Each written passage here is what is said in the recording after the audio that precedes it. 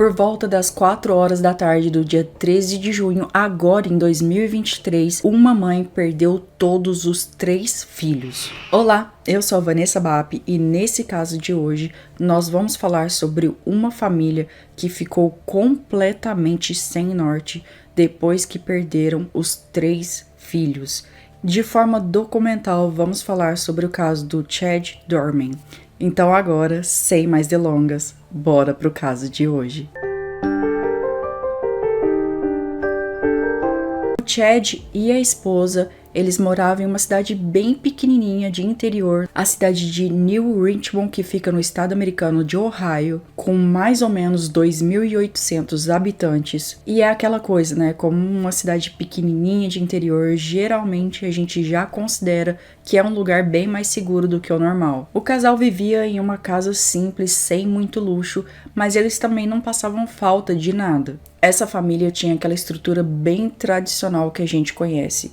A Laura trabalhava como dona de casa e o Chad fazia o papel de o provedor da família. Segundo os relatos que eu li em toda a minha pesquisa, a Laura ela era muito próxima dos 3 filhos. Os 3 meninos que eram ainda bem novinhos, o mais velho tinha apenas 7 anos na época, eles eram considerados inseparáveis e estavam sempre brincando juntos. O pai, o Chad, em compensação, não tinha essa relação tão próxima com os filhos e até nem mesmo com a esposa. O Chad, ele era sempre visto publicamente maltratando tanto a esposa quanto os 3 filhos. Os vizinhos do casal ainda falavam que o Chad parecia que estava nervoso e estressado todos os dias. Segundo o que esse mesmo vizinho falou, não tinha um dia que o Chad não gritava ou com a esposa ou com um dos filhos. As brigas ali eram tantas entre aquela família. O serviço de proteção até chegou a algumas vezes ir até a casa da família,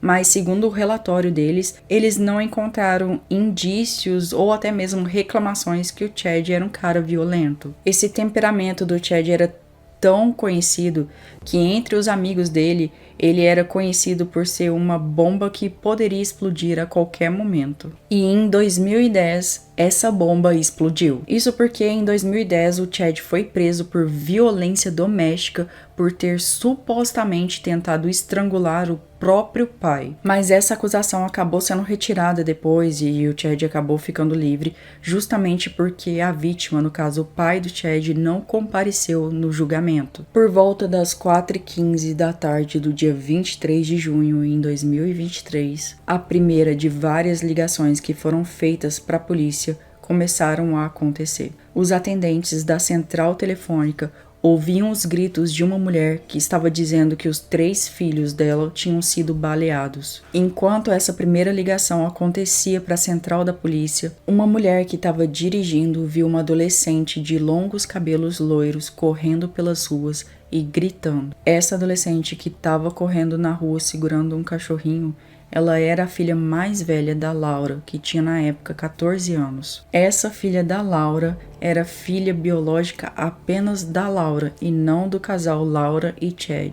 Então, quando essa mulher que estava dirigindo viu toda essa cena, ela parou para tentar ajudar a adolescente a entender o que estava acontecendo.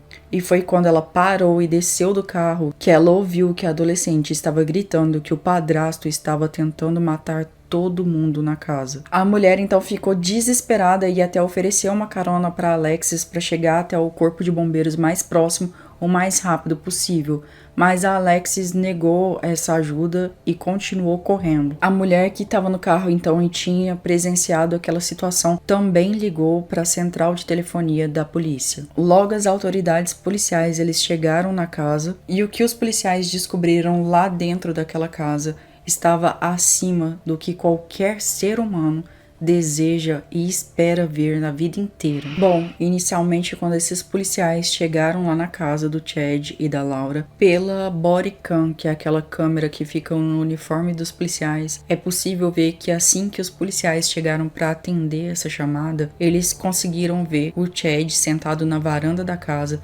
segurando um rifle com uma calma perturbadora. Isso porque tanto a polícia quanto os socorristas ninguém conseguia entender a brutalidade daquele crime. Além disso, a assistência médica já não era mais necessária, já que nenhum atendimento médico poderia reviver aquelas crianças. O Chad foi preso em flagrante e logo depois de ser preso, ele supostamente confessou tudo. E agora vocês vão entender por que esse crime conseguiu ter requintes de crueldade e deixar tanto os socorristas quanto os policiais e todo mundo que se envolveu nesse crime de alguma forma direta ou indireta, tão chocados, tão abalados. O Chad confessou que realmente ele tinha sido o autor do disparo de um tiro em cada um dos filhos. E ele também revelou que um dos filhos dele tentou correr para uma área arborizada ali perto, mas não adiantou nada, porque o Chad foi atrás do próprio filho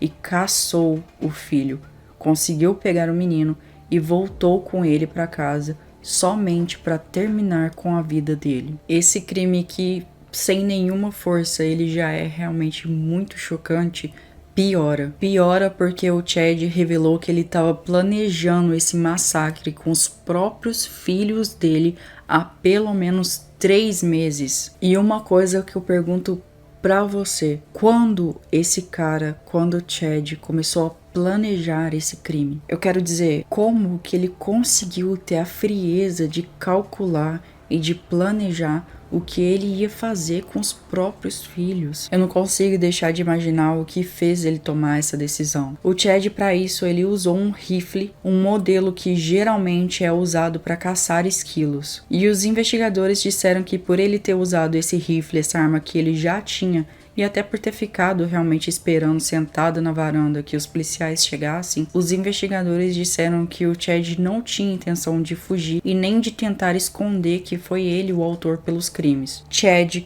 Christopher Dorman, de 32 anos, ele colocou o filho de 3 anos ao lado do de 4 e ao lado do de 7 e atirou em todos os 3. Esse homem executou friamente todos os 3 próprios filhos na frente da esposa e da enteada dele de 14 anos. A esposa do Chad, a Laura, mãe desses 3 meninos, tinha apenas 34 anos de idade na época desses crimes. E não pensem de forma alguma que essa mãe não tentou lutar pelos filhos dela. Quando ela percebeu, ela tentou sim parar o Chad, e inclusive ela chegou a levar um tiro na palma da mão. Mas infelizmente a Laura não conseguiu deter esse cara. Um estudo sul-africano lançado há relativamente pouco tempo, em 2022, fala sobre a mente desses pais e mães que tentam matar os próprios filhos, que, como nesse caso, fazem isso justamente para punir, como uma forma de punição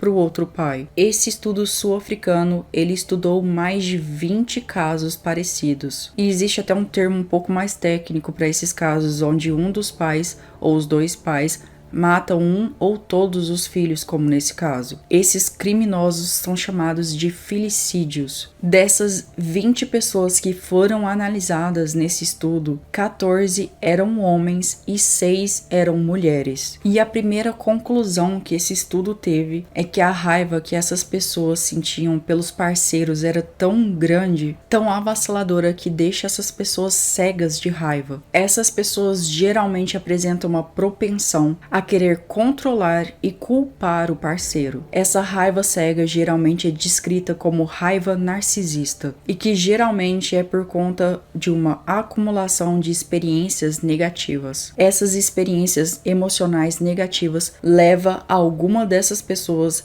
ao desejo de causar dor ao outro. E ainda segundo essas pessoas, essa atitude doentia gera a sensação nelas de vingança e justiça feita. E geralmente os motivos que levam a esse tipo de situação para essas pessoas pode ser simplesmente, por exemplo, uma ameaça de separação. Isso pode deixar a pessoa tão frustrada, tão cega pelas emoções, que os próprios filhos passam a não ser mais pessoas para ele, mas sim peças num jogo de tabuleiro. O Chad confessou tudo e está preso sob uma fiança de 20 milhões de dólares. E no dia 22 de junho de 2023, ele foi acusado por mais de 20 crimes, incluindo, claro, as acusações de assassinato, com uma situação agravada por serem os próprios filhos dele, além de também sequestro e agressão com intenção criminosa. Claro que esse crime afetou de uma maneira que eu nem consigo encontrar palavras para explicar a Laura